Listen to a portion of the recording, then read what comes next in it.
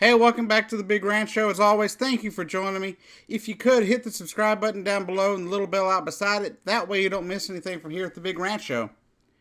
Well, this is a topic I've tried to stay away from because it seemed like everybody was covering it, and I didn't feel like I could add much to it, but somebody had suggested that maybe I cover at least this part of it. So here we go. There's been a lot said about Roy Moore, from the fact that he used to troll malls for teenage girls to the fact that coworkers have said it was just common knowledge that Roy Moore, back in his 30s as an assistant attorney, assistant district attorney, that Roy Moore, candidate for Senate to replace Jeff Sessions, did in fact, it was just common knowledge that he did in fact date high school kids, high school girls, and that was just what he did. Now, that in and of itself, it sounds a little pervy to me because, I mean, sure, when I was in high school, I dated a freshman my senior year. She's also my wife now, but I wasn't 30. I wasn't in my 30s, wasn't anywhere near my mid 30s. I was, I was 18, 19, 20 years old roughly during the early years of our relationship. And nothing was going on. But with Roy Moore, we've had multiple accusations of consensual and non-consensual relationships with people under the age of 18. Now, in Alabama, the legal age of consent now and the legal age of consent then was 16 years old. There's no length of time that there has to be. If a person's 16 years old, they can consent to have sex with anybody over the age of 16. Or of the age of 16 or higher. That's just how their law works. But the problem is there's been 7 accusations. One of those was a 14-year-old girl who said that she didn't see it as all that consensual. But Roy Moore claims, and a lot of his supporters have claimed, well, that was consensual. But it being consensual has nothing to do with it, because a person under the age of 16 cannot give consent to have sexual relations in the state of Alabama. So that means there was a 30-year-old having sex with a 14-year-old in the state of Alabama, with the law being the age of consent being 16 years old. Unless, there again, if you take a person across state lines, it's all 18, so it really doesn't matter. I don't think any of that has to do with anything here. But not only do you have the girl that was 14 claiming that, he had tried to have sex with her and everything, you've got 6 other women who have come forward, most of them under the age of 18, and one that I think was 18. One saying it was consensual, saying that she was underage, but under the age of 18, but older than 16, and had sex with Roy Moore in his 30s, around the same time that he was trying to hook up with this 14-year-old who he preyed on outside of a court hearing. But it goes deeper than that. It goes on to say that he was banned from. They go on to say that he was banned from a mall, and that he may have, in at least 4 of the 7 women that I have come across that have claimed that he had sex with them, say it was forced, that it was sexual assault. It wasn't consensual even when they were over the age of 16. One of the women says he forced his head down on their head down on his crotch.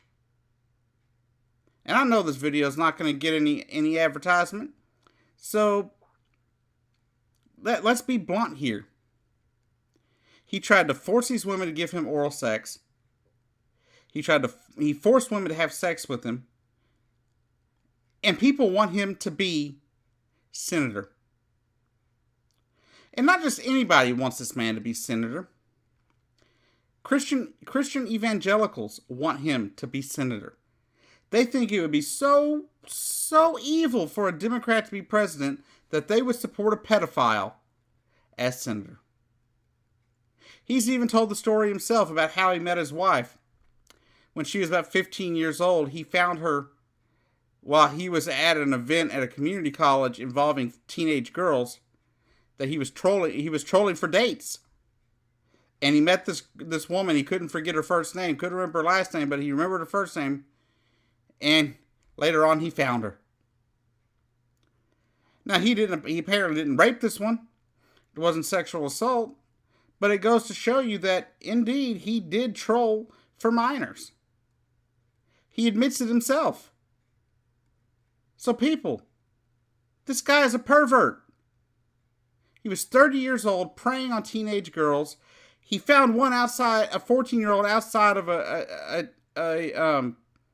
custody hearing, and convinced her mother, "Oh, I'm an assistant district attorney. It'll be safe. You don't want her to see that. You don't want her to hear all that stuff. So I'll take care of her." And then he started trying to hit on her and tried to hook up with her. Later on, he picked her up down from the house to have sex with her. She didn't like what was going on. She said no, and she stopped and got away from him. Other women weren't so lucky. But it does go to show you that Roy Moore is not the upstanding person that everyone's trying to make him out to be. He met his wife while trolling for teenage victims. Come on, people. Wake up. This man is a pervert.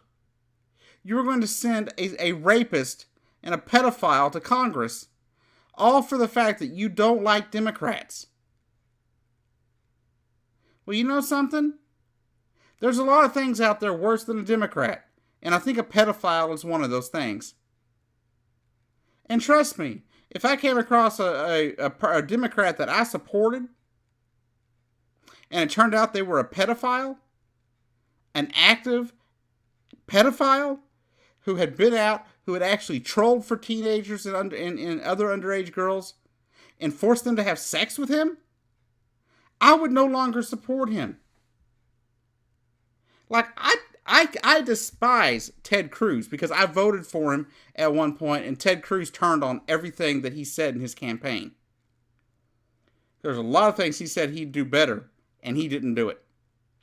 So I despise Ted Cruz. I want Ted Cruz to lose so badly that I can freaking taste it. It just angers me at the way he has just blown off his constituents. And most of his constituents don't understand that he has lied every step of the damn way. I can't stand Ted Cruz. He's got a challenger now who looks to be doing pretty good in the polls and everything. But if this gentleman that is running against Ted Cruz turned out to be somebody who had raped a child, you're damn straight I would vote for the Republican or not vote for that spot at all. Because having a Republican in that seat would be more important than would be more important to keep the pedophile out by letting a Republican have the seat than by voting for the Democrat who was a pedophile. And in this case, Republicans and evangelicals are fucking stupid. Let me be clear there. This is stupidity. This is insanity. This is a pedophile who preyed on teenage girls, and you want him to be a senator of the United States of America simply because you hate the Democrat. Or you hate Democrats. Not just this Democrat. You think all Democrats are the same, and they're not. Southern Democrats are generally far less liberal and far more conservative than even I am. I find myself to be a pretty liberal Democrat on most things, minus the death penalty in certain cases. But to think you would vote for a pedophile over the other party or to just abstain from voting makes me sick. Anyhow, y'all have a great day. If you live in Alabama and you want to stand up to this pedophile, this pervert, and this rapist, please get out and vote for his challenger. Or if you're a Republican and you just can't bring yourself to vote for a Democrat, put a write-in candidate in of some sort. Put in some kind of write-in candidate. Vote for if there's a libertarian running for the seat, vote for him. But I think this is a runoff, so it's just going to be the two. Put a write-in vote. don't vote. Stay home. Whatever it is you have to do to feel good about yourself at the end of the day. But I'm pretty sure most people do not want to vote for a pedophile. And Roy Moore is, indeed, a pedophile. Thank you for watching, and have a great day. I'll see you down the road.